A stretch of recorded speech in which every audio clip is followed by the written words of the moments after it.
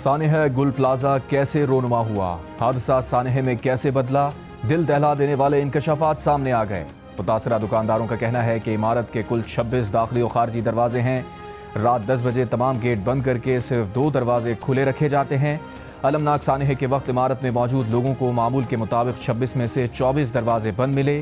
کوئی emergency exit نہیں تھا۔ آگ انتہائی تیزی سے پھیل رہی تھی۔ پوری مارکیٹ میں دھواں ہی دھواں بھر چکا تھا۔ بجلی بند تھی، کسی کو کچھ سمجھ آ رہا تھا نہ نظر آ رہا تھا۔ بھگدڑ مچی ہوئی تھی۔ دھوئیں کی وجہ سے محصور افراد کی سانس لینے میں شدید دشواری تھی۔ واقعے کے وقت دکانوں پر ورکرز اور گاہک موجود تھے۔ کچھ لوگ بے ہوش ہو کر زمین پر گر پڑے۔ دکانداروں نے بہت سے لوگوں کو اپنی مددات کے تحت ہی عمارت سے باہر نکالا۔ گل پلازا میں آگ لگنے کے فوری بعد کی ایک ویڈیو بھی سامنے آ گئی۔ کراچی کے سانحہ گل پلازا میں جاں بحق افراد کی تعداد 26 ہو گئی۔ 71 تاحال لاپتہ۔ رات سے اب تک 20 لاشیں نکالی گئیں، 18 کی شناخت ہو گئی۔ آگ سے متاثرہ عمارت کا ایک اور حصہ گر گیا۔ آگ پر 33 گھنٹوں بعد قابو پایا گیا۔ کولنگ کا عمل جاری۔ آگ بجھنے کا سنتے ہی اپنے پیاروں کی تلاش کے منتظر خستہ حال عمارت کے اندر دوڑ پڑے۔ زندگی کی تلاش کی امید ابھی باقی، لیکن ساتھ ہی ملبہ ہٹانے کا کام بھی تیز ہونے لگا۔ لاپتہ 29 افراد کی موبائل لوکیشن گل پلازا کے اطراف کی آ رہی ہے۔ لاپتہ افراد کے لواحقین کو سول اسپتال میں اپنا ڈیٹا اور ڈی این اے نمونے جمع کرانے کی ہدایت۔ آگ لگنے کے بعد اسپتال لائے گئے زخمی تمام 30 افراد کو اسپتالوں سے ڈسچارج کر دیا گیا۔ عمارت میں آگ لگنے کی سی سی ٹی وی بھی سامنے آ گئی۔ ویڈیو میں آگ لگنے کا وقت رات 10:22 ہے۔ آگ کے باعث گل پلازا کے ساتھ والی عمارت بھی متاثر۔ پلرز ٹیڑھے ہو گئے۔ سانحہ گل پلازا پر کراچی میں تاجروں کی اپیل پر پیر کو بازار بند رہے۔ سندھ بار کونسل کا یوم سیاہ۔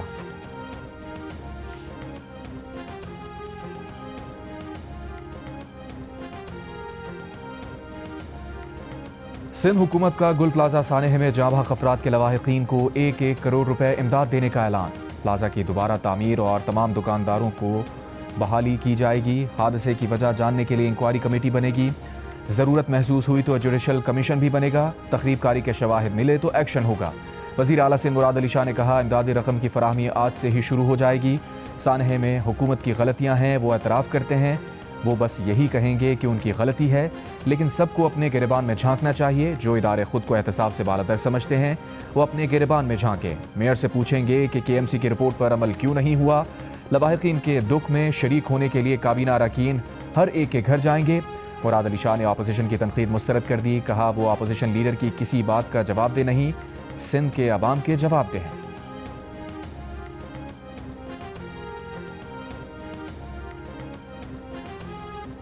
سندھ اسمبلی میں سانحہ گل پلازا پر ایم کیو ایم اراکین کا احتجاج۔ اسپیکر ڈائس کے سامنے جمع ہو گئے، پھر ایوان سے واک آؤٹ کر دیا۔ اپوزیشن لیڈر علی خورشیدی کا صوبائی حکومت سے سانحہ گل پلازا کی جوڈیشل انکوائری کروانے کا مطالبہ۔ میئر کراچی اور پیپلز پارٹی پر شدید تنقید۔ کہا، اسلام آباد میں جو تصویر پیش کی گئی وہ ایک خیالی تصویر تھی۔ ان کی 17 سال کی حکومت بے نقاب ہو چکی۔ یہ پریزنٹیشن میں اپنے کارنامے بتاتے ہیں، حادثات کی ذمہ داری نہیں لیتے۔ گل پلازا پر حکمراں جماعت کے لوگوں کے ساتھ عوام نے جو کیا وہ سب کے سامنے ہے۔ اس نظام کو سپورٹ کرنے میں جماعت اسلامی اور پی ٹی آئی بھی برابر کی شریک ہیں۔ سندھ کے وزیر سعید غنی نے کہا، یہ تماشا لگانا چاہتے ہیں، شور کرنا چاہتے ہیں تو کریں۔ المناک واقعہ ہوا ہے، ارکان کو سنجیدگی کا مظاہرہ کرنا چاہیے۔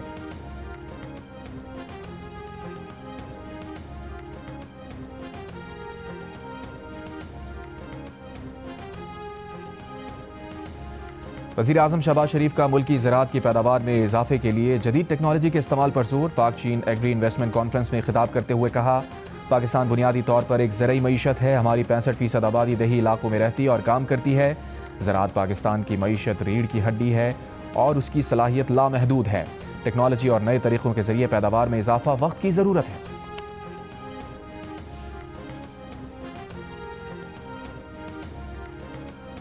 افغانستان کے دارالحکومت میں کابل میں دھماکے سے 7 افراد ہلاک اور 20 زخمی ہو گئے۔ ترجمان پولیس کے مطابق ہلاک ہونے والوں میں ایک چینی نژاد مسلم شہری اور 6 افغان شہری بھی شامل ہیں۔ چینی مسلم شہری عبد الماجد چین کے علاقے سنکیانگ کا رہائشی تھا۔ دھماکہ شہر کے علاقے چینی ریسٹورانٹ کے کچن کے نزدیک ہوا۔ چینی ریسٹورانٹ چینی نژاد مسلم شہری عبد الماجد اور افغان شہری عبد الجبار مل کر چلاتے تھے۔ دھماکے کی نوعیت ابھی معلوم نہیں ہو سکی، تحقیقات جاری۔ اپوزیشن لیڈر محمود خان اڅکزئی نے کہا ہے کہ سیاست میں عزت کی دیوار نہیں پھلانگنا چاہیے، عزت کا پاس رکھنا چاہیے۔ ملک منمانیوں کی وجہ سے مشکلات کا شکار ہے۔ IMF سے قرضہ لیا گیا، معلوم نہیں کہاں خرچ کیا گیا۔ ملک دن بدن نیچے جا رہا ہے۔ آئین شہریوں سے کیا گیا سماجی معاہدہ ہے۔ ہم نئے پاکستان کی تشکیل چاہتے ہیں جہاں ظلم نہ ہو۔ کراچی میں سندھ ہائی کورٹ بار کی تقریب سے خطاب کرتے ہوئے کہا، گل پلازہ واقعے کی تحقیقات کرائی جائیں، ذمہ داروں کو سزا دی جائے۔ علامہ راجہ ناصر عباس نے کہا، فارم 47 کے ذریعے اکثریت کو اقلیت میں تبدیل کیا گیا۔ پاکستان میں قانون کی حکمرانی قائم کرنا ہوگی، سیاسی جدوجہد کی ضرورت ہے۔ اسد قیصر نے کہا، کراچی کی سڑکیں ایسی ہیں جیسے یہاں بمباری ہوئی ہے۔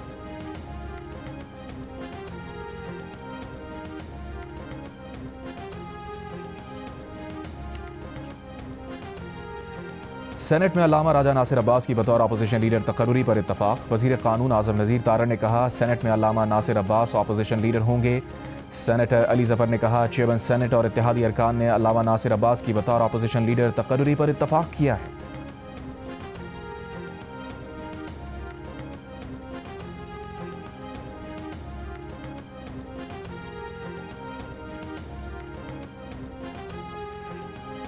خیبر پختونخوا ہاؤس میں تحریک انصاف کی پارلیمانی پارٹی کا اجلاس شروع ہوتے ہی جھگڑے کی نظر ہو گیا۔ ذرائع کے مطابق شاہد خٹک نے سینیٹر زرقا کو پارلیمانی پارٹی اجلاس سے باہر نکل جانے کا کہا۔ سینیٹر زرقا نے شو کاز نوٹس کا جواب دینے کے باوجود فیصلہ نہ ہونے پر احتجاج کیا۔ پارلیمانی پارٹی اجلاس سخت جملوں کے تبادلے کے ساتھ شروع ہوتے ہی ختم کر دیا گیا۔ سینیٹر زرقا کا کہنا ہے، پارٹی فیصلہ کرے ہمیں رکھنا ہے یا نہیں۔ اجلاس ختم ہونے پر پارلیمانی ارکان نے کہا کہ بیرسٹر گوہر اور سلمان اکرم راجہ اجلاس نہیں چلا سکتے تو پھر بلایا نہ کریں۔ پی ٹی آئی ارکان پارلیمنٹ کا شاہد خٹک کے رویے پر بانی پی ٹی آئی کو خط لکھنے کا بھی فیصلہ۔ سلمان اکرم راجہ کا کہنا ہے کہ تلخ کلامی ان کے آنے سے پہلے ہو چکی تھی، کسی نے بیرسٹر گوہر یا ان کے حوالے سے کوئی بات نہیں کی۔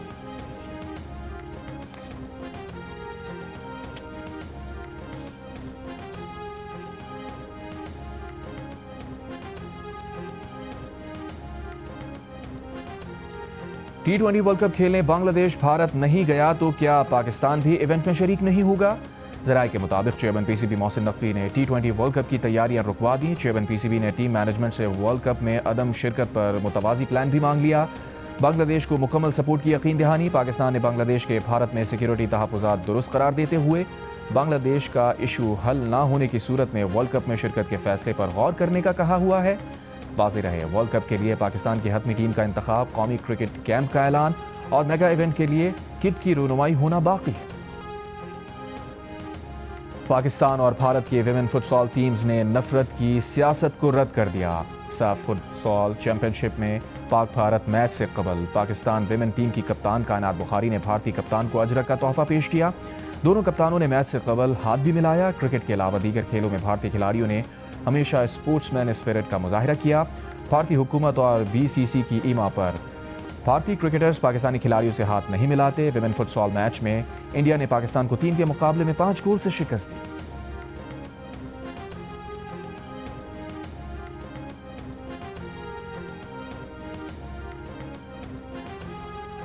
پاکستان فضائیہ کا F-16 دستہ کثیر الملکی مشقوں میں شرکت کے لیے سعودی عرب پہنچ گیا۔ ISPR کے مطابق اسپیئرز آف وکٹری میں سعودی عرب، امریکہ، برطانیہ، فرانس سمیت 10 ممالک کی فضائی افواج شریک ہوئیں۔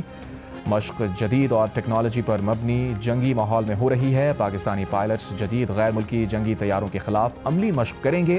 F-16 بلاک 52 طیارے جدید ایویونکس اور BVR صلاحیتوں سے لیس ہیں۔ ISPR کا کہنا ہے کہ طویل فاصلے کی نان سٹاپ پرواز نے PF کی آپریشنل صلاحیت ثابت کر دی۔ نائب وزیر اعظم وزیر خارجہ اسحاق ڈار کی سعودی وزیر خارجہ شہزادہ فیصل بن فرحان سے ٹیلی فونک گفتگو، خطے کی صورتحال اور دوطرفہ تعاون کے فروغ پر تبادلہ خیال۔ پاکستان اور سعودی عرب کے درمیان قریبی رابطے اور مشاورت جاری رکھنے پر اتفاق۔ اسحاق ڈار کا مصری وزیر خارجہ سے بھی ٹیلی فونک رابطہ۔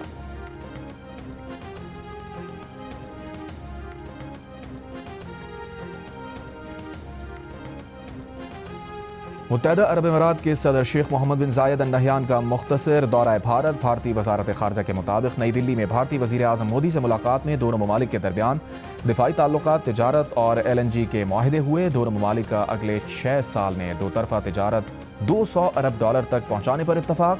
UAE سے 5 لاکھ میٹرک ٹن LNG کی بھارت فراہمی کے 10 سالہ معاہدے پر بھی دستخط۔ غیرت کے نام پر قتل کی روک تھام کا بل سینٹ میں پیش کر دیا گیا۔ بل سینیٹر سمینہ ممتاز زہری نے پیش کیا۔ بل میں تجویز دی گئی ہے کہ غیرت کے نام پر قتل کا مقدمہ ورثہ کی جانب سے قابل معافی نہیں ہوگا، ریاست کی طرف سے مقدمہ چلایا جائے گا، سزائے موت دی جائے گی۔ بل میں تعزیرات پاکستان، فوجداری قوانین اور قتل عمد سے متعلق قانون میں ترامیم کی تجاویز بھی دی گئی ہیں۔ مجوزہ بل کے مطابق غیرت کے نام پر قتل کے دفاع میں اکسانے، کنٹرول کھونے یا اخلاقی غصے کو کنٹرول نہیں کیا جائے گا۔ جو قتل کی ہدایت کرے، مدد کرے، ابھارے یا منظوری دے اسے بھی عمر قید کی سزا ہوگی۔ مجوزہ بل میں جرگوں کے ذریعے قتل کے لیے اکسانے کو بھی جرم قرار دیا گیا، جبکہ جان بوجھ کر جرم کو نہ روکنے، رپورٹ نہ کرنے یا تفتیش میں نااہلی پر سرکاری ملازم کے لیے 5 سال تک قید اور جرمانے کی سزا تجویز کی گئی ہے۔ بل بحث کے لیے متعلقہ قائمہ کمیٹی کے سپرد کر دیا گیا۔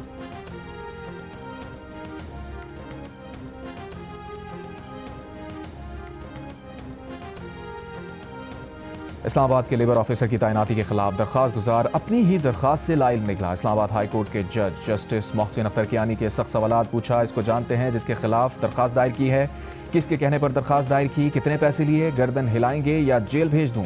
جس کے کہنے پر درخواست دی اس کا نام یا محکمہ بتائیں۔ عدالت میں جھوٹ بولنے کا مطلب سمجھ آتا ہے۔ آپ کو ڈیرہ اسماعیل خان میں میسج آیا اور درخواست فائل کر دی۔ ایک مرتبہ ایک شخص نے پی ایچ ڈی پروفیسر کی تعیناتی چیلنج کی، خود 5ویں پاس بھی نہیں تھا۔ نظام کے سامنے کوئی کھڑا نہیں ہوتا، جن کی لڑائی ہوتی ہے ان کو لڑنے دیا کریں۔ عدالت نے درخواست کے قابل سماعت ہونے پر فیصلہ محفوظ کر لیا۔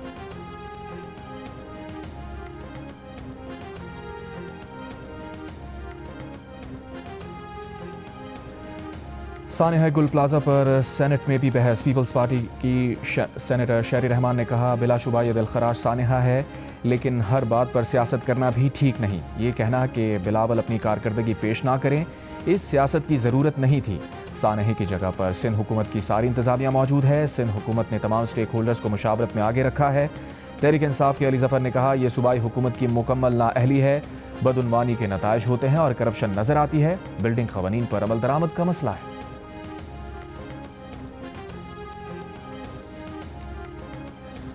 کراچی کے شاپنگ پلازا میں آگ لگنے کے واقعات میں کئی 100 افراد اپنی جانیں گنوا چکے ہیں۔ محکمہ فائر بریگیڈ کی جانب سے 2 سال پہلے بڑی عمارتوں میں فائر سیفٹی آڈٹ کیا گیا تھا۔ آڈٹ رپورٹ میں بیشتر بلند عمارتوں اور کاروباری مراکز میں اسٹینڈرڈ فائر سیفٹی نہ ہونے کا انکشاف ہوا ہے۔ 1 جنوری 2024 کو کمشنر کراچی کو بھجوائی گئی رپورٹ میں بتایا گیا کہ اگر خامیوں پر توجہ نہ دی گئی تو اندیشہ ہے آگ لگنے سے جانوں کے ضیاع کے مزید واقعات ہو سکتے ہیں۔ آڈٹ رپورٹ میں عمارتوں کے مالکان اور مکینوں کو فائر سیفٹی اقدامات یقینی بنانے کی سفارش کی گئی تھی۔ متعلقہ اداروں کو ایسی عمارتوں کے خلاف کارروائی کا مشورہ دیا گیا تھا۔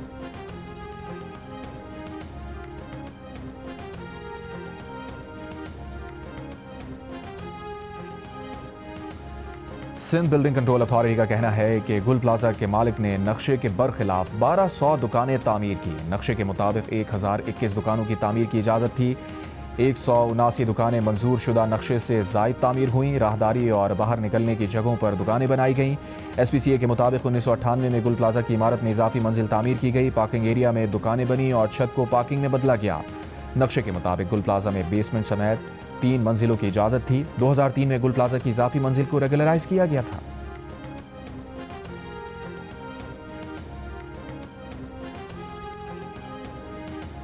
صدر انجمن تاجران سندھ جاوید قریشی کا کہنا ہے کہ گل پلازا کے بیسمنٹ میں پارکنگ تھی جس میں دکانیں بنا دی گئی تھیں۔ گل پلازا کے بیسمنٹ سمیت گراؤنڈ +1 کی اجازت تھی جس میں توسیع ہوتی گئی۔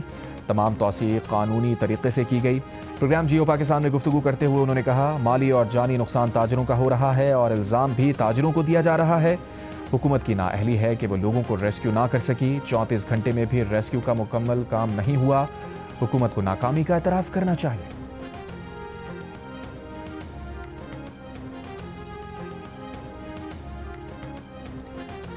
سندھ کے سینئر وزیر شجیل میمن کا کہنا ہے کہ وزیر اعلیٰ نے کمشنر کراچی کو گل پلازا کی آگ کی تحقیقات کا حکم دیا ہے۔ تحقیقات کے بعد ہی آگ لگنے کی وجہ معلوم ہو سکے گی۔ بلند عمارتوں میں ہنگامی صورتحال کے لیے مؤثر انتظامات ناگزیر ہیں۔ ریسکیو اہلکار کی شہادت ثبوت ہے کہ ادارے فرائض انجام دے رہے ہیں۔ سیاست اور الزام تراشیوں میں ملوث عناصر کو ہوش سے کام لینا چاہیے۔ اولین ترجیح متاثرہ افراد کو بحفاظت ریسکیو کرنا ہے۔ حکومت تاجروں کے نقصانات کا ازالہ کرے۔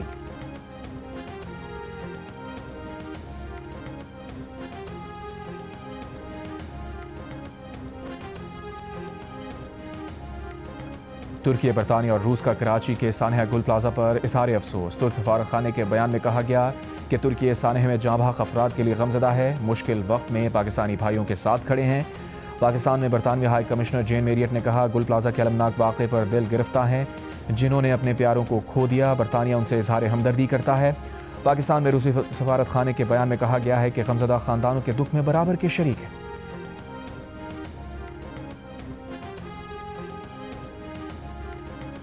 ڈنمارک اور گرین لینڈ نے امریکی صدر ٹرمپ کی یورپی ممالک پر ٹیرف عائد کرنے کی دھمکیوں کو مسترد کر دیا۔ وزیر اعظم ڈنمارک میٹ فریڈرکسن کا کہنا ہے کہ یورپ صدر ٹرمپ کی دھمکیوں میں نہیں آئے گا۔ وزیر اعظم گرین لینڈ نے کہا امریکی دباؤ قبول نہیں کریں گے۔ برطانیہ، فرانس، جرمنی اور ناروے نے بھی صدر ٹرمپ کی دھمکی بلیک میلنگ قرار دے دی۔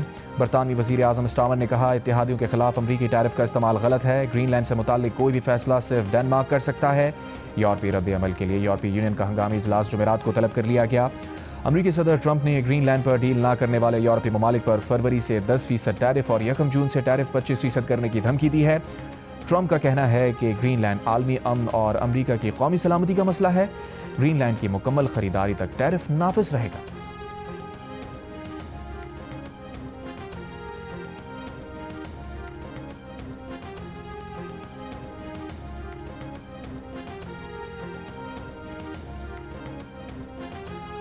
آٹھ سے زائد جنگیں رکوا کر بھی ناروے نے نوبیل امن انعام دینے کا فیصلہ نہیں کیا۔ اب امن کے بارے میں سوچنے کی ضرورت محسوس نہیں کرتا۔ امریکی صدر ڈونلڈ ٹرمپ کا ناروے کی وزیر اعظم کے نام پیغام۔ امریکی صدر نے کہا اگرچہ امن اب بھی غالب رہے گا لیکن وہ اب سوچ سکتے ہیں کہ امریکہ کے لیے کیا اچھا اور مناسب ہے۔ ناروے کے وزیر اعظم کا کہنا ہے کہ امن کا نوبیل انعام ناروے کی حکومت نے نہیں دیا تھا۔ نوبیل انعام ایک آزاد نوبیل کمیٹی کے ذریعے دیا جاتا ہے۔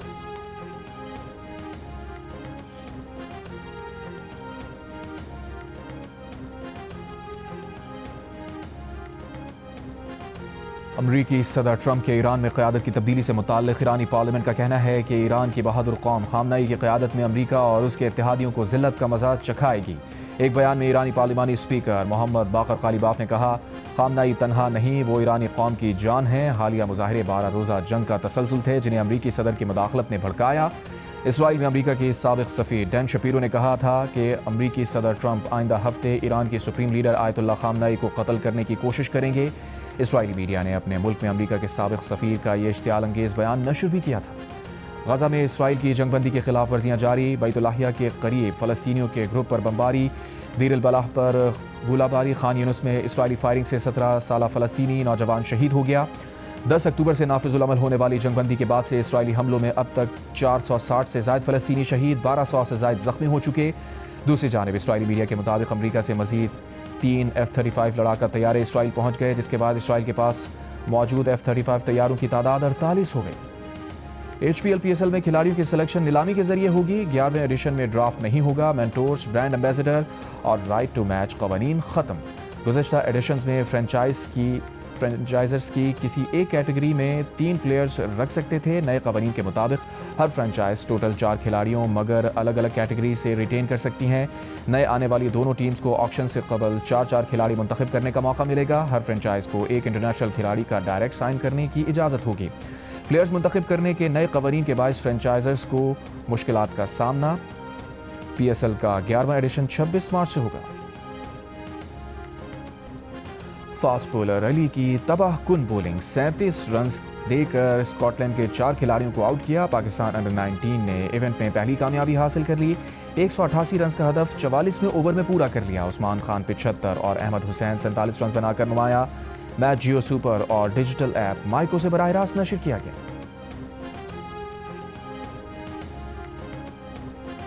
آسٹریلیا کے خلاف T20 سیریز کے لیے قومی کرکٹرز کی تیاریاں۔ ہیڈ کوچ مائک ہیسن کی نگرانی میں کھلاڑیوں نے نیٹ پر بولنگ، بیٹنگ اور فیلڈنگ پریکٹس کی۔ بگ بیش لیگ کے دوران انجرڈ ہونے والے فاسٹ بولر شاہین آفریدی نے بھی بھرپور ردھم میں بولنگ کی۔ سلمان مرزا، احمد دانیال نے بھی بولنگ سیشن میں حصہ لیا۔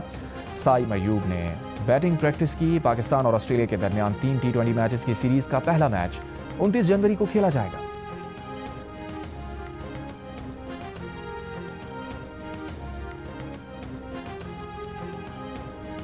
دورہ پاکستان کے لیے 17 رکنی آسٹریلیا T20 اسکواڈ کا اعلان۔ مچل مارش ٹیم کی قیادت کریں گے۔ T20 ورلڈ کپ کے لیے اسکواڈ میں شامل Pat Cummins, Josh Hazlewood, Nathan Ellis, Glenn Maxwell اور ٹم ڈیوڈ کو پاکستان کے خلاف سیریز میں آرام دیا گیا۔ پاکستان اور آسٹریلیا کے درمیان پہلا T20 میچ 29 جنوری کو کھیلا جائے گا۔ لاہور میں شیڈیول میچز کے لیے ٹکٹس کی فروخت شروع۔ अफ्रीका कप ऑफ नेशंस के फाइनल में पॉप गॉय का एक्स्ट्रा टाइम में फैसला कुन गोल। सेनेगल ने मराकश को 0 के मुकाबले में 1 गोल से हराकर टाइटल अपने नाम कर लिया। मैच के आखिरी लम्हात में मराकश को पेनल्टी देने पर फैंस की स्टेडियम में हंगामा आई। मराकश की टीम पेनल्टी पर गोल ना कर सकी। सेनेगल ने 2021 में आखिरी बार टाइटल अपने नाम किया था।